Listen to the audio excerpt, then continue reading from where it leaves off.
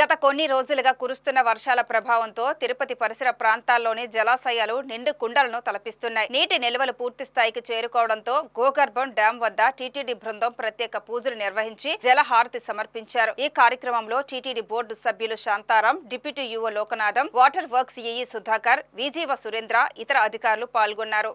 ఈ సందర్భంగా అదనపు ఈవో మాట్లాడుతూ వర్షాలు సమృద్ధిగా కురవడంతో తిరుమలలోని గోగర్భం, ఆకాశగంగా, పాప వినాశనం డ్యాములు పూర్తిగా నిండాయని తెలిపారు. మరోసారి వర్షం పడితే కుమారధార, పసుపుధార డ్యాములు కూడా నిండిపోతాయని చెప్పారు. ప్రస్తుత నీటి నిల్వలు 300 రోజుల తాగునీటి అవసరాలకు సరిపోతాయని తెలియజేశారు. ఓం నమో వెంకటేశాయ.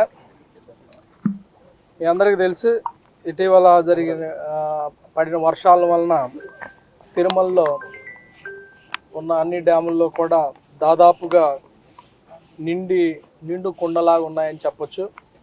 దాంతో చైర్మన్ గారికి ఒక కొత్త ఇనిషియేటివ్ చేద్దాం, దానివలన ఒక అవేర్నెస్ కూడా వస్తుంది, దానివల్ల ఒక రకంగా వాటర్ కన్జర్వేషన్కి సంబంధించి కూడా అని చెప్పి ఈరోజు హారతి ఒక కార్యక్రమం పెట్టడం జరిగింది.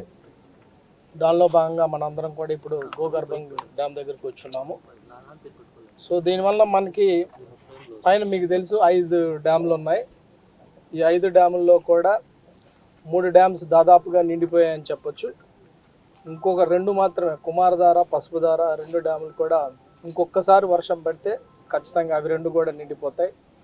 దీనివల్ల ఇప్పుడు ఈ 5 డ్యాముల్లో ఉన్న ఈ రోజుకున్న నీటి మట్టం అలానే కళ్యాణ్ డ్యామ్కి మనకు వచ్చే షేర్ను కూడా కలుపుకుంటే దాదాపు 300 రోజుకి మనకి వాటర్ గ్యారంటీ ఉంది తిరుమలకి.